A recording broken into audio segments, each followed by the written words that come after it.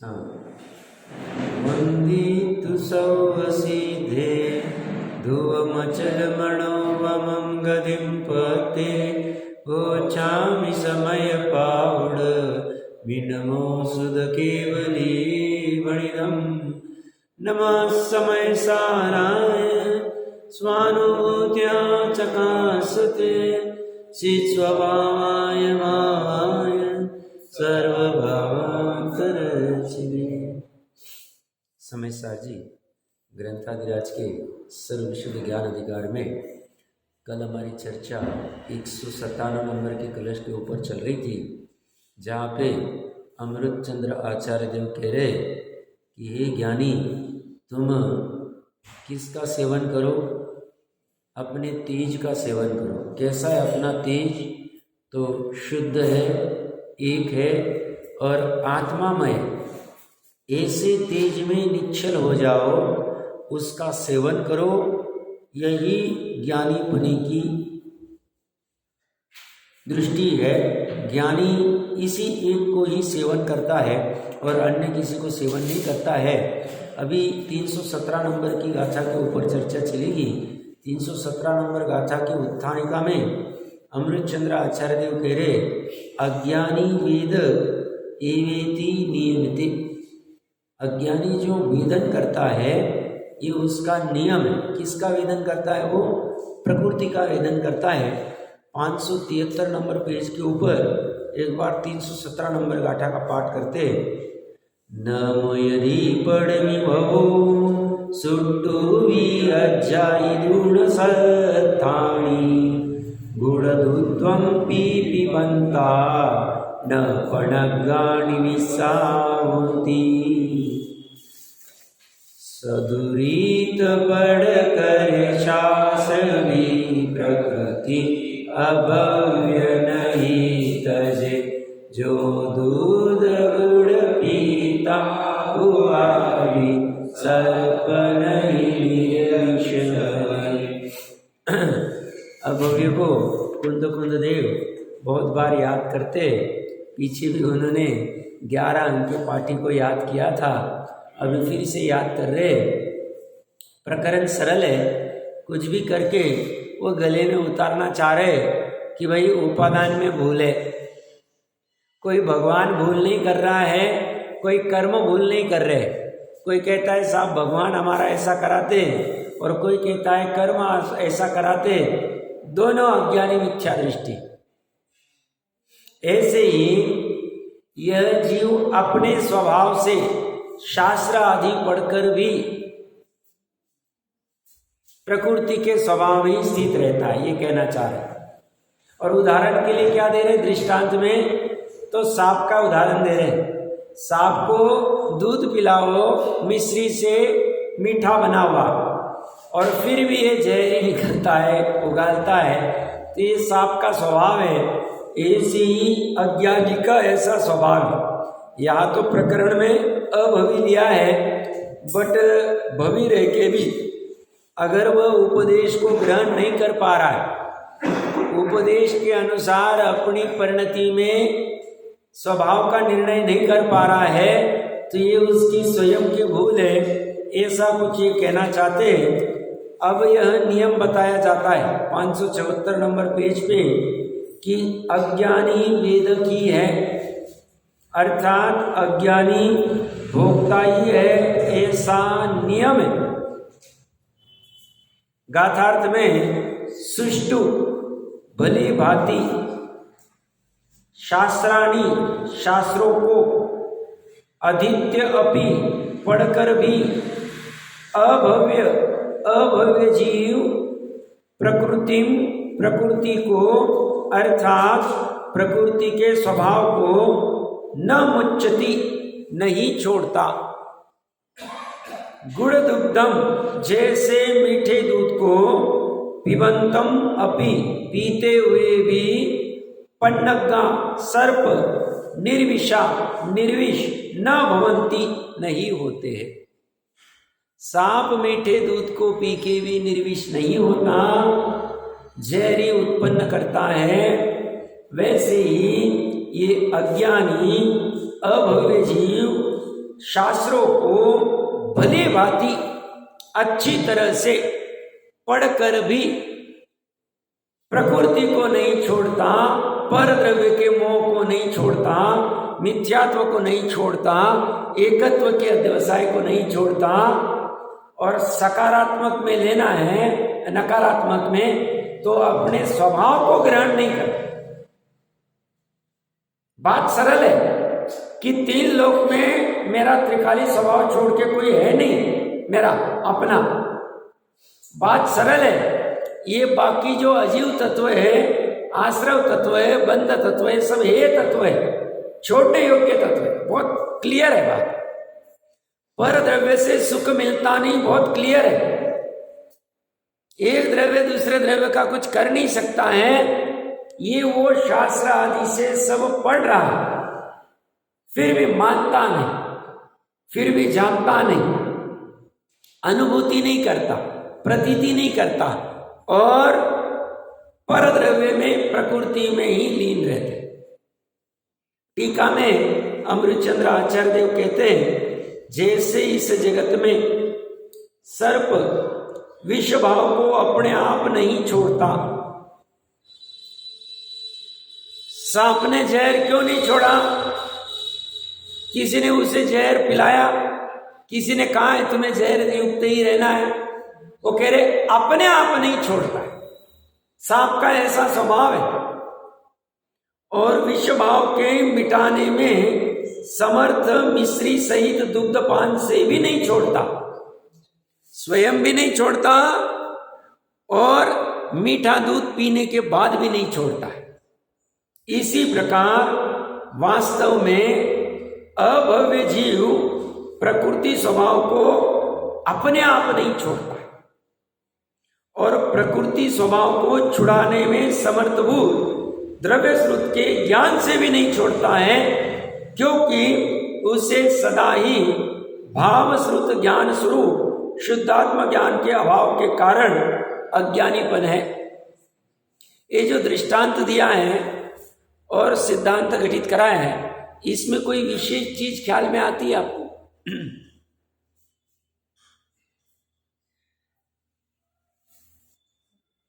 क्या विशेष लग रहा है? दृष्टांत में भी कुछ विशेषता है, सिद्धांत में भी कुछ विशेषता है।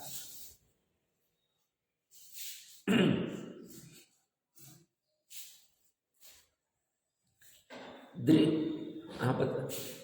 प्रकृति स्वभाव को छुड़ाने में समर्थ भूत द्रव्य शुद्ध के ज्ञान से भी नहीं छोड़ता, मतलब वो पुरुषार्थ कर सकता है पर करता नहीं। ये बताया। हाँ जी, इसमें बराबर, इसमें क्या है, 2 चीजें बोल रहे हैं। एक तो स्वयं नहीं छोड़ता, और एक शास्त्र ज्ञान से भी नहीं छोड़ता है। एक सांप स्वयं जहर नहीं छोड़ता है, और साथ में कोई मिश्री दूध भी पिलाए तो भी नहीं छोड़ता। दोनों अपेक्षा की। सम्यक दर्शन के 2 भेद सुने होंगे हमने, निसर्गज और अधिगमज, तत्वार सूत्र। सम्यक दर्शन कैसे होता है? निसर्ग, 4वां 5वां सूत्र होना चाहिए। निसर्ग से होता है या अधिगमज से होता है? यहां पे यही कह रहे, ये सांप का उदाहरण में स्वयं जहर नहीं छोड़ता, मिस्त्री से किसी ने पिलाया तो भी नहीं छोड़ता। और सिद्धांत में अभवी स्वयं प्रकृति के स्वभाव को नहीं छोड़ता निसर्ग से, या अभवी को शास्त्र का उपदेश भी देवे अधिगमच तो भी नहीं छोड़ते। दोनों तरफ से बातें आ गई, मतलब भूल स्वयं की। यहाँ पर जो चर्चा है वो अभवी की ही है। नहीं, जब तक भवी जीव भी, हाँ हाँ, तो बट साथ में, हाँ ये तो बात सही कह रहे हैं आप, अभवी की दुरानुदूर भवी की भी नहीं छूटेगी, दुरानुदूर भवी की भी नहीं छूटेगी।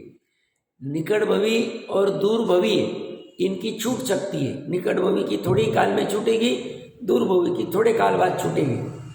बट इसमें स्वामी जी ने भी लिया है प्रवचन रत्नाकर में, और अर्थ भी ऐसा घटित होता है कि भवी जीव हम जैसे भवी जीव हैं, और मान लो हमने शास्त्र ज्ञान करके भी अगर प्रकृति के स्वभाव को हमने नहीं छोड़ा है तो हमें भी यहाँ ले लिया है।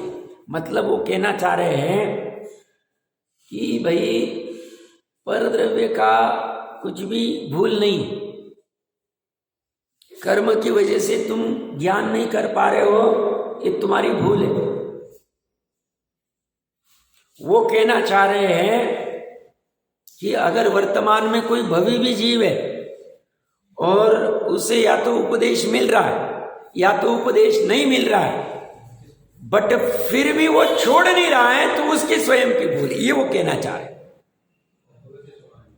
हाँ, बहुत बार क्या होता है, जैसे 363 मत वाले क्या करते हैं, ईश्वर के ऊपर डाल देते, सब ईश्वर की ऐसी मर्जी थी। बहुत सारे मत ऐसे, भगवान ऐसा करा रहा है। और जैनी क्या करता है, कर्म की वजह से हो रहा है, मैं क्या करूं। दोनों को कह रहे उपादान से गड़बड़। जो द्रव्य श्रुत इतना गजब का है, शादवाद में गुथा हुआ है, और अनेकों को जिसने सम्यक दर्शन में निमित्त बना है, वो तुम्हें नहीं बन रहा है, मतलब तुम्हारे उपादान में गड़बड़। निमित्त कुछ भी नहीं करता, ये भी वो कहना चाह रहे हैं। क्योंकि निमित्त अगर कर सकता था तो द्रव्य श्रुत का निमित्त है ना। द्रव्य श्रुत कितना गजब है, 12 अंग में गुथा गया, 112 करोड़ से ज्यादा पद लिखे गए उसमें। एक पद में 1634 करोड़ से ज्यादा अक्षर है, अपुनरुक्त। ऐसी जिनवानी भी, 11 अंग वाली जिनवानी भी तुम्हारा भूत नहीं उतार पा रही है, तुम्हें अनुभूति नहीं करा पा रही। और प्रॉब्लम का मात्र क्षणिक उपादान, त्रिकाली उपादान में अवयवी की भी प्रॉब्लम नहीं, उसके गुणों में ऐसा कोई गुण नहीं है कि वो अभव्य नाम का कोई गुण नहीं, अभव्य नाम की पर्याय शास्त्र ज्ञान में नहीं करा पाता। बहुत गंभीर बात कह रहे, स्वयं भी नहीं करता है और शास्त्र ज्ञान भी नहीं करा पा रहा है। देखिए क्या कह रहे हैं, इसी प्रकार वास्तव में, टीका की दूसरी लाइन, अभव्य जीव प्रकृति स्वभाव को अपने आप नहीं छोड़ता है, अपने आप छोड़ने का प्रयास नहीं कर रहा है, और प्रकृति स्वभाव को छुड़ाने में समर्थभूत द्रव्य श्रुत के ज्ञान से भी नहीं छोड़ता है, क्योंकि उसे सदा ही भाव श्रुत ज्ञान स्वरूप शुद्धात्म ज्ञान के अभाव के कारण अज्ञानीपन है। अज्ञानीपन क्यों है? भाव श्रुत ज्ञान स्वरूप शुद्धात्म ज्ञान के अभाव में। अज्ञानीपन की परिभाषा पूरे समय सार में एक ही, कि शुद्धात्मा का ज्ञान नहीं होना अज्ञानीपन है, और ज्ञानीपन की परिभाषा एक ही है, शुद्धात्मा का ज्ञान होना ज्ञानीपन। और ये यथार्थ परिभाषा है, सम्यक परिभाषा है, मिथ्या परिभाषा नहीं, सम्यक एकांत। आज तक जितने भी ज्ञानी हुए हैं चौथे गुण स्थान में, शुद्धात्मा के ज्ञान से ज्ञानी हुए हैं। आज तक जितने भी अज्ञानी रहे हैं, शुद्धात्मा के ज्ञान के अभाव में अज्ञानी रहे। बाकी के ज्ञान का यहां कुछ भी लेना देना नहीं। इसलिए जो आत्मा को नहीं जानता वो अनात्मा को नहीं जानता, और आत्मा को अनात्मा, आत्मा और अनात्मा को नहीं जानता वो मिथ्या दृष्टि, सम्यक दृष्टि नहीं। 201 202 बात। इसलिए यह नियम किया जाता है, ऐसा नियम सिद्ध होता है, ऐसा सिद्धांत है कि अज्ञानी प्रकृति स्वभाव में स्थित होने से वेदक भोगता ही है, कर्मों को भोगता है, पर द्रव्य को भोगता है, परभाव को भोगता है, गेय लुब्धता को भोगता है, नो कर्म को भोगता है, रागादि को भोगता है, और इसीलिए दुखी रहता है। जब तक जीव अज्ञानी है तब तक तो कर्तव्य भोक्तव्य है, परंतु अभाव जो है वो तो कभी भी नहीं हो सकता ना, त्रिकाल में तो ये बराबर। दुरानुदुर्भवी और अभवी कभी भी नहीं होंगे, कभी भी उनकी पर्याय में प्रकट ही नहीं होगा। पर्याय में उनके शुद्धात्मा का ज्ञान ही प्रकट नहीं होगा। अज्ञानी को हो सकता है, भवी अज्ञानी को हो सकता है, बराबर कह रहे आप। भावार्थ में कह रहे हैं इस गाथा में यह नियम बताया है कि अज्ञानी कर्मफल का भोगता ही है। एक समय के लिए भी कर्मफल को भोगने से छूटता नहीं, निद्रा में भी कर्मफल को भोग रहा है। किसी के एहसास हो रहा है?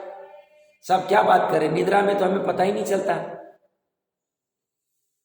नियम है, वो निरंतर आकुलता को भोगता है और सम्यक दृष्टि निद्रा में भी स्वभाव को भोगता है। श्रद्धा अपेक्षा शायद सम्यक दृष्टि ले लो, शायद सम्यक दृष्टि निद्रा में, औपशमिक निद्रा में हो सकता नहीं। शायद क्षमिक रह सकता है 66 सागर पर उत्कृष्ट स्थिति, 66 सागर में कभी ना कभी सोएगा छद्मस। शायक वाले की बात कर रहा हूं मैं, शायक क्षमिक को गौन कर रहा हूं जानबूझकर।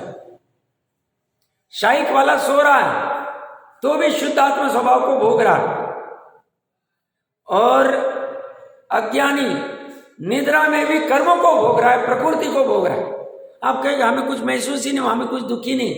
ज्ञानी कह रहे हैं तुम्हारे निद्रा के अंदर ज्ञान उपयोग और दर्शन उपयोग एकदम मंद हो गए, इसीलिए पकड़ में नहीं आ रहा। बट केवल ही जान रहे तुम क्या भोग रहे हो तुम्हारी पर्याय में, क्योंकि तुम मात्र उपयोग को भोगते हो, लब्धि को भोगते नहीं। और लब्धि में क्या क्या चल रहा है और क्या क्या वेदन कर रहे हो तुम, दुख का कल्पना नहीं कर सकते। इसीलिए कभी कभी छोटा बच्चा होता है, अब आप केवल है नहीं तो पूछते थे, मैंने बहुत बार ऐसा नोटिस किया है। छोटा बच्चा होता है 2 साल का, 1 साल का, 3 साल का, और नींद से उठते ही रोते रोते उठता है। क्या कारण? हमें समझ में नहीं आता। अच्छा सोया था 2 घंटे से, 4 घंटे से, 6 घंटे से, और उठते ही रो रहा है। क्या कारण? कुछ किसी ने डांटा नहीं, मारा नहीं, पीटा नहीं, बीमार नहीं, कुछ नहीं, अच्छा। और आधा घंटा रोएगा और वापस नॉर्मल हो जाता, 10 मिनट रोएगा और नॉर्मल हो जाता। कारण क्या? आप चिंतन करना। कभी कभी हमें भी अकारण ऐसा रोना आ जाए, कारण कुछ नहीं, कुछ बिगड़ा नहीं। प्रकरण कहां से चल रहा है? वेदन की बात चल रही, दुख के वेदन की बात चल रही। इंद्रिय जनित सुख भी वेद सकता है, ऐसा जरूरी नहीं दुखी वेदना चाहिए, रोना ही चाहिए। निद्रा में वो 6 खंड को या 3 खंड को वेदन कर रहा है, अगर अज्ञानी मिथ्या दृष्टि। बट वेदन किसका करेगा? प्रकृति का करेगा, पुण्य और पाप का करेगा। पुण्य और पाप के निमित्त से मिलने वाले सुख दुख का करेगा, स्वभाव का वेदन नहीं करेगा, स्वभाव को भोगेगा नहीं। ये बात कहना चाह रहा हूं। जब तक ग्रंथि भेद नहीं होगी तब तक अज्ञानी परद्रव्य को ही भोगता है, प्रकृति को ही भोगता है, आकुलता को ही भोगता है, पर्याय को ही भोगता है, क्षणिकता को ही भोगता है। और जब आत्मानुभूति होती है, सम्यक दर्शन बना रहता है, तब वह स्वभाव को भोगता है।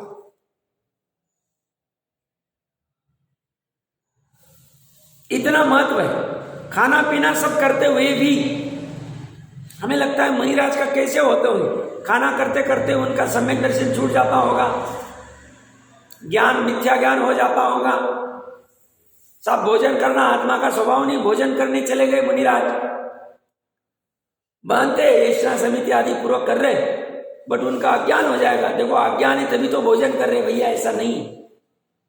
निचली भूमिका में चारित्र मोह के निमित्त से ये भाव आते हैं, ऐसी बाहर में क्रिया भी दिखती है शरीर आदि की, ऐसा होते हुए भी श्रद्धा और ज्ञान इसको भोग नहीं रहे। चारित्र कर रहा है ना विकल्प, चारित्र को राग उत्पन्न हुआ भोजन करने का, संज्वलन के तीव्र कषाय हो सकता, कोई बाधा नहीं। तो ये कह रहे हैं यह नियम बताया कि अज्ञानी कर्मफल का भोगता ही है या अव्यय का उदाहरण युक्त है। जैसे अव्यय का स्वयं यह स्वभाव होता है कि द्रव्य श्रुत का ज्ञान आदि बाह्य कारणों के मिलने पर भी अव्यय जीव शुद्ध आत्मा के ज्ञान के अभाव के कारण कर्मोदय को भोगने के स्वभाव को नहीं बदलता। यानी कहते हैं पंच परावर्तन इतना बड़ा काल है, अभवी कल्पना नहीं कर सकते, अनादि काल से मात्र कर्मों को भोग रहा है, या तो पुण्य को या तो पाप, और किसी को भोग नहीं रहा, स्वभाव को भोगा ही नहीं। और अभवी तो चलो कभी भोगेगा ही नहीं, स्वभाव को कर्म फल को ही भोगता रहेगा। बट जो भवी निकट भवी कहो या दूर भवी कहो, दूरान दूर नहीं कह रहा हूं, जो सम्यक दर्शन आदि प्राप्त कर सकता है, शुद्धात्मा की अनुभूति कर सकता है, बट अनादिकाल से एक भी बार नहीं की, वो भी इसी दुख को भोग रहा है।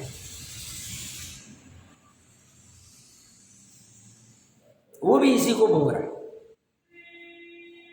किसको भोग रहा है? कर्म फल को भोग रहा है, पर्याय को भोग रहा है, क्षणिकता को भोग रहा है, आकुलता को भोग रहा है,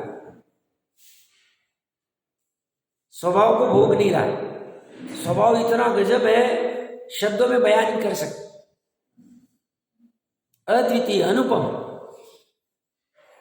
जैसे पर्टिकुलर कोई पकवान या आम या कोई भी चीज अद्वितीय हम कहते हैं, सब एवन है, गजब का। ये तो लौकिक का उपचार से उदाहरण दिया, इसका और आत्मा का अनुभव का तो कंपेयर हो ही नहीं सकता है। बट अभी कुछ उदाहरण देने के लिए, आत्मा अद्वितीय, कल्पना नहीं कर सकता, और उसको ये भोगा नहीं। कौन? भवी, निकट भवी, दूर भवी, बट अनादिकाल से आज तक भोगा ही नहीं उसको, बस प्रकृति के स्वभाव को ही भोग रहा है। कारण क्या? शास्त्र ज्ञान करके भी स्वयं ने निर्णय नहीं किया, स्वयं उस रूप परिणमित नहीं हुआ, अपने आप भी नहीं हुआ और शास्त्र ज्ञान से भी नहीं हुआ। इसीलिए तो कहते हैं समोच्चरण से भी खाली हाथ लौट आए हम। कितनी बार हमें भी बहुत बार उपदेश मिला हो, नहीं मिला ऐसा थोड़ी। तो कर्मोदय के भोगने के स्वभाव को नहीं बदलता, कर्म उदय को भोगना उसका स्वभाव का है, शनिक, बड़ो स्वभाव को ही भोगेगा। इसलिए इस उदाहरण से स्पष्ट हुआ कि शास्त्रों का ज्ञान इत्यादि होने पर भी जब तक जीव को शुद्ध आत्मा का ज्ञान नहीं है, अर्थात अज्ञानीपन है, तब तक वह नियम से भोगता ही है। तो शास्त्र का ज्ञान भी कुछ नहीं कर सकता है। उसको समझा रहे, भैया ये अभी 317 गाथा तक तुम आ गए, शास्त्र का बहुत ज्ञान किया, बट तुमने अभी तक शुद्ध आत्मा को ऊर्ध्व नहीं किया, बाकी सभी अनंत चीजों को गौण नहीं किया, 3 लोक 3 काल को गौण नहीं किया, निरावलंबी नहीं हुए, तुम्हारा यह शास्त्र ज्ञान भी कुछ काम का नहीं। दान व्रतशील तब तो बहुत दूर चले गए, तब में वैसे स्वाध्याय आता है शास्त्र ज्ञान, बट उसको भी गौण कर रहा हूं मैं। शास्त्र ज्ञान से भी काम नहीं हो पा रहा है, तो दान व्रतशील तब तो होगा ही नहीं। शास्त्र ज्ञान क्या है? 12 तप में से 10वां नंबर का है। 11वें में उत्सर्ग है और 12वें में ध्यान है। ध्यान मतलब शुद्धोपयोग, उत्सर्ग मतलब भी काया का उत्सर्ग करना, कायोत्सर्ग भी शुद्धोपयोगी समझो आप। ठीक है, विकल्पात्मक हो सकता है, अब उसमें ज्यादा मैं उलझ नहीं रहा हूं।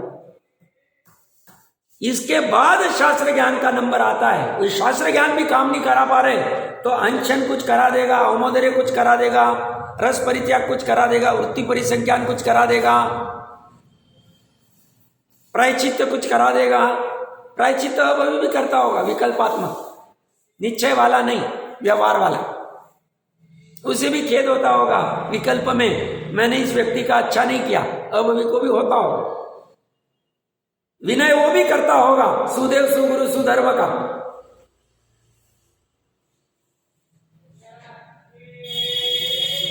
ये कह रहे स्वाध्याय से भी काम नहीं हो रहा है, शास्त्र ज्ञान से भी नहीं हो रहा है। ब्रह्म में नहीं रहना कि हम बहुत विद्वान हैं, हमने इतने शास्त्र पढ़ लिए हैं। जब तक शुद्ध आत्मा ज्ञान के पर्याय में पूर्णता से व्याप्त नहीं होता है, शुद्धोपयोग में व्याप्त हो जाता है, भले ही परोक्ष रूप में कहो तुम, परोक्ष मतलब स्वानुभव प्रत्यक्ष, साक्षात आत्मा के प्रदेश नहीं दिख रहे, मानते बट ये मैं हूं, यही मैं हूं, और जिसे केवल भी सर्टिफाई कर दे हाँ ये काम हो गया इनका, वैसा वाला जब तक होता नहीं शास्त्र ज्ञान भी काम नहीं करा सकता। तो हमें लगता है हम इतना वात्सल्य दे रहे, इतनी प्रभावना कर रहे, इतना स्थितिकरण कर रहे, इतना उपगोहन कर रहे, हम कुदेव आदि का सेवन नहीं कर रहे, हम इतना दान कर रहे हैं, इतनी भक्ति कर रहे, इतने पूजन कर रहे, इतने यात्राएं कर रहे, इतने पंच कल्याणक कर रहे, नहीं हो, काम ही नहीं हो, शास्त्र से भी नहीं हो, क्योंकि निमित्त कुछ कराने में समर्थ नहीं। या शास्त्र का अर्थ द्रव्य सूत लेना, तो ये सब कह के क्या कहना चाह रहे? ये ऐसा नहीं कहना चाह रहे कि ये सब छोड़ दो दान और चिल तक, ये कह रहे हैं शास्त्र ज्ञान करके भी, भेद ज्ञान करके अपनी ज्ञान ज्योति को, शुद्ध आत्मा को ग्रहण कर लो। और इसीलिए शास्त्र ज्ञान में अटकी हुई बुद्धि को व्यभिचारिणी कहा है, टोडरमल जी साहब आदि। और जब अपने शुद्ध उपयोग में, अपने आत्मा के सन्मुख होने में, 3 लोक 3 काल से उपयोग को मर्यादा में लाने में थोड़ा हमारा पुरुषार्थ कम होता है, तब पाप से बचने के लिए दान व्रतशील तब करो ना, कौन नहीं कह रहा है, बट दान व्रतशील धर्म है और इससे मुझे मुक्ति हो जाएगी, इससे भी मुक्ति होती है, ये भ्रम नहीं पालना चाहिए। कितने काल तक करो, अनंत काल तक दान व्रतशील तप करते रहेंगे तो भी काम नहीं होगा। सब तप में तो शास्त्राभ्यास भी आता है, तो यही तो बोल रहे हैं, शास्त्राभ्यास से भी सम्यक दृष्टि नहीं हुआ, शुद्धात्मा की अनुभूति नहीं हुई। शास्त्राभ्यास ये ऊंचा क्वालिटी का तप है, ऊंचे क्वालिटी का पुरुषार्थ है धर्म में। और इसीलिए टोडरमल जी साहब ने देखो शास्त्राभ्यास की महिमा ऐसा नहीं कहा, उन्होंने शुद्धात्मा की अनुभूति होने के पूर्व जो तत्व विचार है उसकी महिमा गाई। देखो तत्व विचार की महिमा, शास्त्राभ्यास कर लिया, तत्व विचार नहीं किया, हम नहीं हो।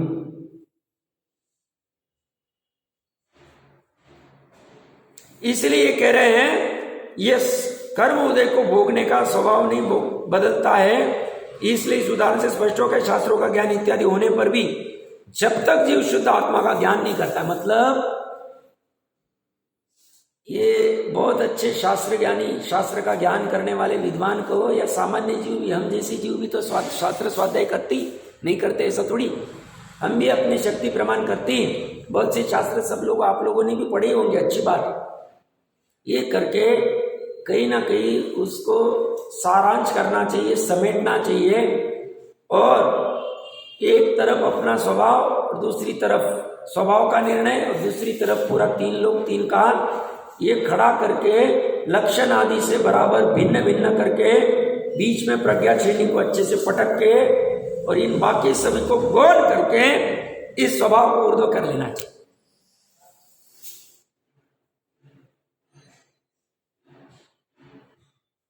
अटक, और ये जब तक नहीं होगा तब तक मोक्ष मार्ग में कदम नहीं डाला जाए, तब तक धर्म ही प्रारंभ नहीं होगा। निश्चय धर्म, व्यवहार धर्म तो अपनी भूमिका अनुसार होगा।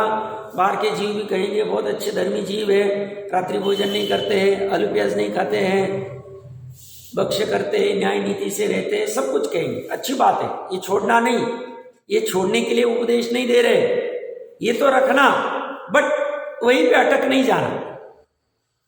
सब डेली 4 घंटा स्वाध्याय करते हैं, इनके इतने शास्त्र पढ़ लिए, देखो इन्होंने इतने नोट्स निकाल लिए, देखो इन्होंने इतने प्रवचन सुन लिए हैं, देखो ये इतना दान करते, ये सब करते हैं। ये तो उपचार से ये किए जाएंगे। सामान्य स्थूल जीव उसकी महिमा भी गाएगा क्योंकि उसको अंदर वाला धर्म पकड़ में नहीं आ रहा है। बट ज्ञानी कह रहे निश्चय धर्म इतना ही है, शास्त्र अभ्यास करके, भावना भाके, शास्त्र अभ्यास करके, तत्व विचार करके प्रज्ञा चैनी को पर से भिन्न बीच में पटक के स्व का आलम्बन लेना, ये जब तक तुम नहीं करते तब तक काम नहीं हो। इसलिए मोक्ष अधिकार में शुरुआत की गाथा में जो कर्म आदि को जानता है बट फिर भी काम नहीं होता है, कर्म आदि का विचार करता है, बंधन आदि का, फिर भी काम नहीं होता है, क्यों? यही कहना चाहता, बार बार यही कहना चाहता, कुछ भी करके उपयोग को खींच के सन्मुख लाना। कैसा होगा मेरा आत्मा, कैसा होगा मेरा आत्मा, रात दिन वही। जैसे वो कोई लड़का होता है और किसी लड़की के साथ उसका मान लो शादी फिक्स हो गई, मान लो, पहले की जमाने की बात करो, आज वाला तो लड़का ही जाता है फाइनल करने को, और मान लो उसके परिचित में किसी ने कह दिया कि लड़की के साथ फाइनल कर दिया शादी, उसे जिज्ञासा होती है कि मैं कब उसको देखूं, कैसी होगी वो, उसको विकल्प होता है। ऐसे हमें विकल्प होना चाहिए, ये विकल्प तो अनंत बार किए, ये तो उदाहरण मात्र है। सिद्धांत में हमें ऐसा विकल्प होना चाहिए कि कैसा होगा मेरा शुद्ध आत्मा, कैसा होगा मेरा शुद्ध आत्मा, कैसा होगा, नींद हराम हो जानी चाहिए, चलेगा। तब तक करते रहना, पूरा पुरुषार्थ में ही घुसा दिया हो। तो ये कहते हैं ये अज्ञानी तब तक ये भोगता ही है। तात्पर्य में हिंदी में कह रहे हैं अज्ञानी कर्मों का नियम से भेदक होता है, ये दिखाते हैं। जिस प्रकार सर्प शक्कर से दूध को पीकर भी निर्विष नहीं होता है, उसी प्रकार अज्ञानी जीव मिथ्यात्व रागादि रूप कर्म प्रकृति के उदय स्वभाव को नहीं छोड़ता है। क्या करके भी, अध्ययन करके भी। बहुत से बच्चे रहते हैं ना, उनके माता पिता भी कहते हैं हमारा बच्चा इतना पढ़ाई करता है बट पता नहीं उस कॉलेज में ही प्रॉब्लम है, टीचर में ही प्रॉब्लम है, फेल ही कर देते उसको। हमारे सीए में बहुत चलता था, बाकी इसमें नहीं, बट सीए में 5 अटेम्प्ट हो गए, 6 अटेम्प्ट हो गए, पास ही नहीं हो रहा है। तो माता पिता क्या कहते, रात को उसको 2 बजे भी फोन करता था तो वो फोन पे बोलता था लाइब्रेरी में पढ़ाई कर रहा हूं, अध्ययन कर रहा हूं। काम क्यों नहीं हुआ? ये तो भली बात है अध्ययन करने वाला, वो अब अध्ययन करता है कि नहीं करता है, कि क्या करता है, वो उसका वो जाने, उसके पेरेंट जाने। फिर फाइनली 2-4 साल हो गए, आ जाते भैया, आ जा भैया, धंधे पे बैठ जाने। वो प्रयास करते हैं, बैठा देते धंधे पे, जाने दे। बट ये वाला तो भली बात है अध्ययन कर रहा है, बट अध्ययन में भी सार नहीं पकड़ा। इसीलिए टोडरमल जी, सदाशुद्धा जी क्या कहते हैं रत्नकंडक में, अपेक्षा अलग, वो चरणानियों का ग्रंथ, वह कहते हैं करोड़ों वर्षों से, बहुत सारे वर्षों से शास्त्र अभ्यास आदि करके भी सम्यक दर्शन नहीं हुआ। इसका कारण अन्याय, अनिति, अभक्ष, चरणानियों के विभिन्न अपेक्षा है। यहां ये कह रहे हैं अध्ययन करके भी ये उदय स्वभाव को नहीं छोड़ता। किनका अध्ययन करके? शास्त्रों का अध्ययन करके। कौन से शास्त्र है? सुशास्त्र है, सम्यक शास्त्र है, शादवाद से गुंथे हुए शास्त्र है, उसको भी उल्टा ले लेता है, या तो पकड़ता नहीं बराबर। कैसा अध्ययन करके?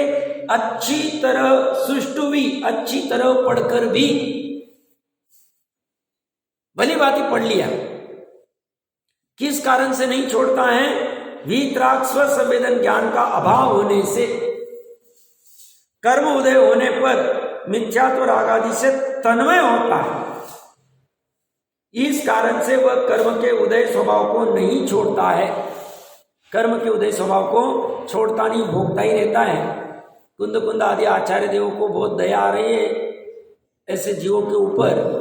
हम भी हो सकते उसमें, अगर हम शुद्धात्मा का अनुभव नहीं कर रहे तो, और कर रहे तो बहुत अच्छा है, नहीं कर रहे तो अभी भी अवसर नहीं गया है, कुछ भी करके एक बार का शास्त्राध्याय की बुद्धि को बीच में समराइज करना चाहिए। किसी एक व्यक्ति से बात हो रही थी, 2-1 साल से अच्छा अपना जिनागम का पढ़ाई कर रहे, 8-8, 9-9 घंटे, तो बोल रहे अभी 1 साल पहले पढ़ा था, याद नहीं आ रहा है, समझ नहीं रहा है, ख्याल में नहीं आ रहा है, तो अभी मैंने बाकी का सब नया पढ़ना कम करके इस सब को अच्छे से पढ़ रहा हूँ और उसको सारांश कर रहा हूँ, समराइज कर रहा हूँ कि मैंने अभी तक जाना क्या क्या। सिर्फ कर तो रहे बट उसको समराइज करके अभी काम किससे होगा, क्या है, क्या कहना चाह रहे हैं, अभी बोले इसमें मैं समय डालने वाला। मैं बोला बहुत अच्छा, बहुत अच्छा, समेटते आना चाहिए, समराइज करते आना चाहिए, सिर्फ अध्ययन में ही उलझना नहीं चाहिए। इसलिए ज्ञानी जीव कहते हैं 2 घंटे का अध्ययन और 20 घंटे का चिंतन होना चाहिए। उसके ऊपर हम क्या करते हैं, बहुत प्रवचन सुन लिए, बहुत शास्त्र पढ़ लिए, बट उसका सार क्या है। मैं बहुत बार कहता हूं कि आप लोगों ने ऐसे कुछ इंपॉर्टेंट बिंदु होंगे तो नोट्स निकाल के उसके ऊपर घंटों चिंतन करना चाहिए। करते होंगे तो बहुत अच्छा, नहीं करते होंगे तो करना चाहिए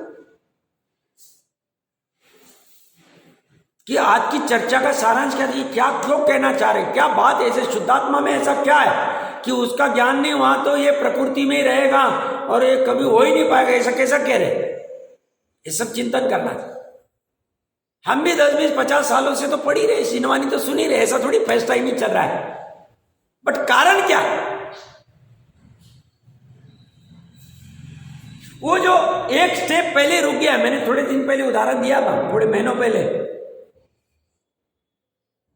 किसी ने किसी को कहा ये तुम पहाड़ खरीद लो, इसके अंदर बहुत गड़ा हुआ सोना है।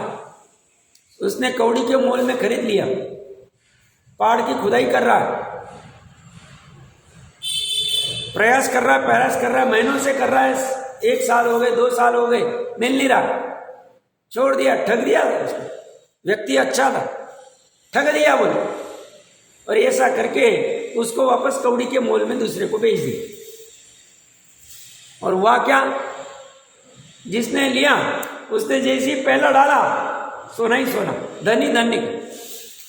और किसी को लगेगा साहब ये तो उदाहरण मात्र का, ऐसा थोड़ी होता है, तो आप गूगल पे सर्च कर लेना।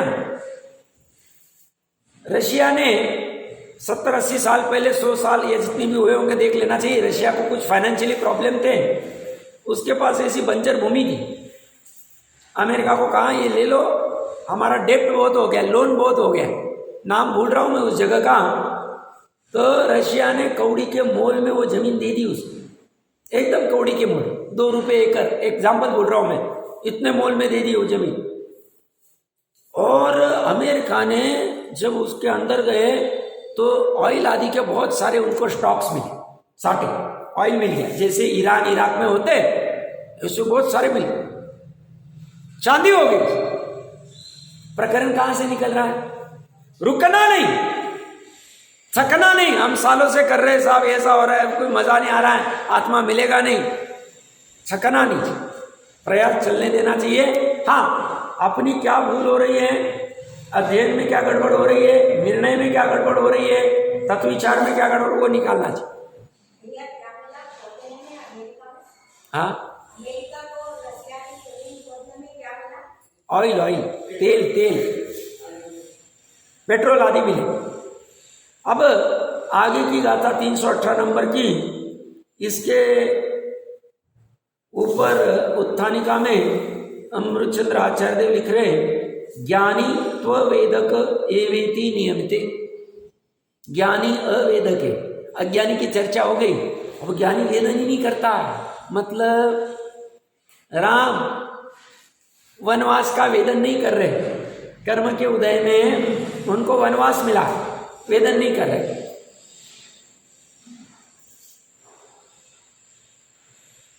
भरत जी 6 खंड को वेद नहीं रहे, 6 खंड के पुण्य को वेद नहीं रहे, और राम अयोध्या छूट गई, इसको वेदन नहीं कर रहे, दुख को वेदन नहीं कर रहे, ये सुख को वेदन नहीं कर रहे, दोनों शाही। और श्रेणी जेल को वेदन नहीं करा। साहब क्या बात कर रहे, जेल को वेदन नहीं करते थे तो उन्होंने सुसाइड क्यों किया?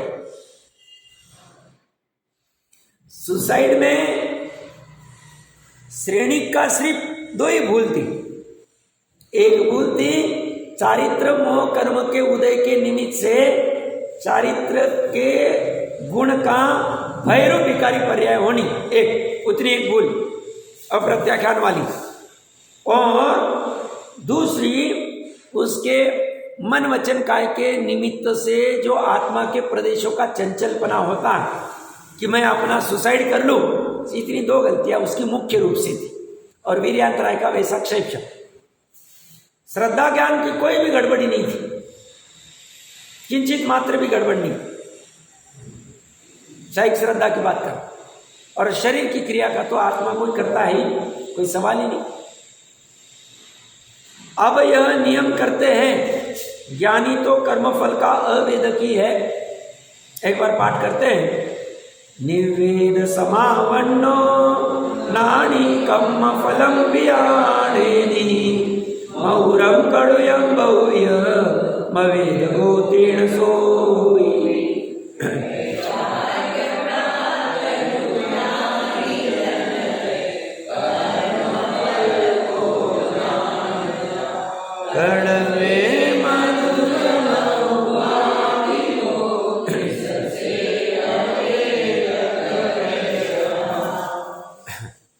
क्या कह रहे हो? कड़वे मधुर कोई भी फल रहो कर्म के, ये ज्ञानी जन जो वैराग्य को प्राप्त हुआ है वो अवेदक है। आहा, गाथार्थ देखिए, निर्वेद समापन्न, संवेग निर्वेद आदि सुना होगा हमने सम्यक दृष्टि के। तो जो वैराग्य को प्राप्त है, जिसे वैराग्य हो गया, कैसा वैराग्य? स्मशान वैराग्य नहीं, इसे भली भांति अच्छा वैराग्य हुआ है। ज्ञानी मधुरम कटुकम, मीठे कड़वे बहुविधम, अनेक प्रकार से, कर्म फलम, कर्म फल को विजानाति, जानता है, विशेष जानाति, विशेष जानता है, भिन्न जानता है, तेण इसलिए स वह अवेदक भवति, अवेदक है। ज्ञानी को क्या कह रहे? मतलब ये क्या कहना चाह रहे पता? ज्ञानी को मान लो शरीर में कोई रोग उत्पन्न हुआ, और रोग उत्पन्न होने के बाद में श्रद्धा उस रोग को अपना मानती नहीं। छोटा उदाहरण ले रहा हूं, समझना अच्छे से। और ज्ञान उसको अपना रोग जानता नहीं, और चारित्र मोह कर्म का उदय है, हाँ है, चारित्र मोह कर्म के उदय में अप्रत्याख्यानावरण की कषाय है, हाँ है। अप्रत्याख्यानावरण कषाय के निमित्त से जितना भी शोक हो रहा है उस रोग के निमित्त से वो होता है, बट वो अनंतानुबंधी का शोक नहीं, दुख नहीं। एक दो, चारित्र मोह के उदय के निमित्त से अप्रत्याख्यानावरण के कषाय का भी जो नैमित्तिक में भाव हुआ है, उस निमित्त से ऐसा कोई परिणाम आएगा कि मैं इसका कुछ उपाय करूं, इस रोग को दूर करने का, वो करेगा। चौथे गुण स्थान वाला अपनी भूमिका अनुसार करेगा, पांचवा वाला अपनी भूमिका अनुसार करेगा, छठवां गुण स्थान वाला अपनी भूमिका अनुसार करेगा। मुनिराज क्या उपाय करेंगे? कुछ भी नहीं करेंगे। मुनिराज सिर्फ परिचय जय को सहन करेंगे। मान लो उनके शरीर में तृण, कांटा या कुछ भी चुभ गया, या मच्छर हो रहे या कुछ हो रहे, तो कुछ नहीं, सहज रहेंगे। अंदर में जितनी अस्थिरता है, संज्वलन तीव्र कषाय की, उतना वो वेदन कर रहे हैं। बट कैसा वेदन कर रहे हैं? स्वरूप नहीं, पर उस संज्वलन कषाय जो उनके आत्मा में हो रही विकार, तीव्र संज्वलन कषाय का उदय, उसको अपना स्वभाव नहीं जानता, उसे कल्याणकारी नहीं जानता, उसे परलक्ष्य से उत्पन्न हुआ जानते, परलक्ष्य से उत्पन्न हुआ मानते। उसी समय पांचवें गुण स्थान वाला पर्टिकुलर भूमिका सचित त्याग प्रतिमा वाला है, रोग उत्पन्न हो गया, सचित दवाई नहीं लेगा, प्रासुक तो लेगा ही, सचित नहीं लेगा, अचित करके लेगा। अच्छे समझना भूमिका। चौथे गुण स्थान वाला अभक्ष दवाई नहीं लेगा, भक्ष दवाई लेगा। चौथे गुण स्थान पर अभक्ष का सेवन कर सकता है कि नहीं? रात्रि भोजन कर सकता है? हाँ, तो उसमें ना इसकी चर्चा चली थी। इसमें क्या है, एक तो अभी जैसे शेर आदि है, इनको मान लो मांस खाए बिना होता नहीं, कर्म भूमि का है, तो उसको संलेख ना लेने के भाव आ जाए। मैं बता रहा हूँ। और हाथी आदि के जैसे जीव है, जैसे पार्श्वनाथ का पूर्व भव है, या और अन्य जो शाकाहारी या त्रिलोक मंडन का जीव है, या आपका जटायु आदि का जीव है, था मांसल, बट उसके पुण्य का उदय तो राम सीता आदि उसका सब व्यवस्था कर रहे हैं, या भरत जो राम का भाई है जो त्रिलोक मंडन का कर रहा है, या पार्श्वनाथ के हाथी का तो कोई कर नहीं रहा है जंगल में, तो वह जीव खाते वक्त उसको ऐसी बुद्धि आ जाती है कि मैं ये हरी घास नहीं खाऊं, ये सूखी घास खाऊं। एक, मैं ये पानी पीऊं तो इसको बिडल के पीऊं, या कोई दूसरा प्राणी पीने के बाद मैं जाऊं, उसको हिलोरा आदि हो जाए, तो ऐसी उसको सहज में बुद्धि आ जाती है। आप पार्श्वनाथ पुराण आदि पढ़ोगे तो वहाँ उसके पूर्व भोग की चर्चा में, पार्श्वनाथ भगवान के हाथी के भोग की, तो जल बिलियो आदि बहुत सारी चर्चा आती है। सबके साथ ऐसा थोड़ी होता है, मतलब जैसे कोई पशु है, मतलब उसको किसी ने आहार दिया, जैसे मालिक है उसका, उसको आहार दे रहा है, तो रात में आहार दे रहा है, उसको थोड़ी पता है जैसे सम्यक दृष्टि है। वो पशु वो उसको आलू दे रहा है, तो उसको क्या पता रहेगा कि आलू में वो नहीं है, मतलब आलू में जीव होते हैं, उसने आलू नहीं खाओ, ऐसा क्या उसको हो जाता है हर पीरियड से। ये तो ठीक है, जो प्रतिमानी को उदाहरण है आपको उनकी बात करते हैं, लेकिन इतने सारे असंख्य सम्यक दृष्टि जीव है, उन सबके साथ क्या ऐसा होता है, एकदम संलेखना लेते सम्यक दृष्टि होते ही। अच्छा प्रश्न है, प्रश्न अच्छा है डॉक्टर साहब का। उनका कहना है कि भाई असंख्य तिर्यंच है और इतना प्रैक्टिकल है क्या? पहली बात तो असंख्य जो तिर्यंच सम्यक दृष्टि है 2.5 द्वीप के बाहर है। 2.5 द्वीप के बाहर जगन्य भोग भूमि नियम अंदम स्वयं रमन छोड़ दो, 1.5 वाला जो द्वीप और आधा समुद्र, बट बाकी जगन्य भोग भूमि पुण्य का बहुत उदय। पहली बात। अब रही बात, हम अभी वर्तमान की अपनी कर्म भूमि को देख के बात कर रहे हैं, बट ऐसी कर्म भूमि 15 है, 15 में से 10 में तो चौथा काली, सॉरी 5 में, और एरावत और इसमें कभी कभी ये होता है। अब एरावत और भरत क्षेत्र में जैसे भी पंचम काल का हम निर्णय करें, यहाँ तो मनुष्य भी हाथ पे इन्हीं गिने 2-3 कार्तिक अनुप्रेक्षा आदि में आ रहा है, सम्यक दृष्टि होंगे तो ये तिर्यंच की तो हालत ही खराब है, उनकी तो संभावना बहुत कम है, बराबर है।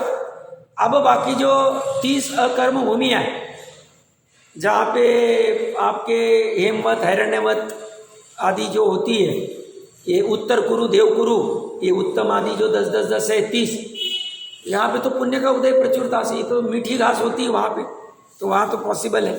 वहाँ में जल में तो जीव होते ही नहीं, जल का एक सिर्फ जीव है, जल में उनके वहाँ पे भोग भूमियों के जल में जल का एक जीव नहीं होती, मगरमच्छ आदि मछली आदि होती ही नहीं, वहाँ सिर्फ नवचर होते और खलचर होते भोग भूमि में, और पानी में सिर्फ जल का एक, जिसका पानी ही शरीर है, ऐसे जल का एक जीव होते, तो वहाँ तो कोई बाधा ही नहीं वहाँ पे पलने में। तो अभी मैं सिस्टमेटिकली जाता हूँ, कुभोग भूमि में चांस ही नहीं सम्यक दर्शन के, ठीक है, पुण्य है वहां पे बट चांस ही नहीं। तो आप अगर तिर्यंच को देखोगे, ऊपर ऊर्ध्वलोक में तो देवी है, संगी पंचेंद्र तिर्यंच का संबंध ही नहीं, नीचे अधोलोक में नारकी है, त्रस नाड़ के बाहर में एकेंद्रीय है, सम्यक दर्शन का संबंध ही नहीं। और तिर्यंच जो सम्यक दृष्टि हो सकते हैं वो मात्र मध्यलोक में है। मध्यलोक में 2.5 द्वीप के बाहर नियमा जगन्य भोग भूमि, 2.5 द्वीप के अंदर 30 अकर्म भूमि में नियमा जगन भोग भूमि है, वहां पुण्य का उदय ज्यादा है। अच्छा, म्लेच्छ खंड में सम्यक दर्शन की संभावना नहीं, जो 5 म्लेच्छ खंड होते, 5-5-5 करके जितने भी होंगे वहां संभावना नहीं। कर्म भूमि में संभावना है, बट उसमें महाविदय में तो चौथा आ रहा है पुण्य का उदय, और जो 10 एरावत और भरत के बच गए आर्यखंड में, तो अभी वर्तमान में हम देखेंगे चतुर्थ काल में तो कोई बाधा ही नहीं। पंचम काल में जब अपने जैसे जीवों की हालत खराब है सम्यक दर्शन की, तो ये कुत्ते बिल्लियों को कहाँ सम्यक दर्शन की कठिनाई है। और मान लो हो भी जा, महापुण्यवानी जीव है, पूर्व में इतना धर्म छोड़ के आवे, तो वो यहाँ क्यों आएगा, वो भूमि में जाएगा। और आ भी गया मान लो और कुछ पाप का उदय होगा तो वैसे उसको सहयोग मिल जाए 100%। जैसे 21,000 वर्ष तक मुनि रहेंगे। अगम्य क्षेत्र में ऐसे श्रावक भी होंगे जो उनकी ऐसा समिति पलाते होंगे 100%। हम पहुंच नहीं पाते। हम भले ही हम कॉलर टाइट करते हैं कि साहब साइंस इतना डेवलप हो गया, पूरी दुनिया हमें पता है, कुछ भी पता नहीं। पूरी दुनिया अगर पता थी 200 साल पहले भारत की खोज कहां से की उन्होंने? 300 साल पहले यूरोप को पता ही नहीं था भारत कहां, अमेरिका कहां है। अभी भी बहुत सारे ये बोलते हैं अभी पता चला, 50 साल पहले पता चला, 100 साल। हमें लगता है विमान आता है, विमान पर्टिकुलर एरिया से जा ही नहीं पाता, उसके भी लिमिटेशन है।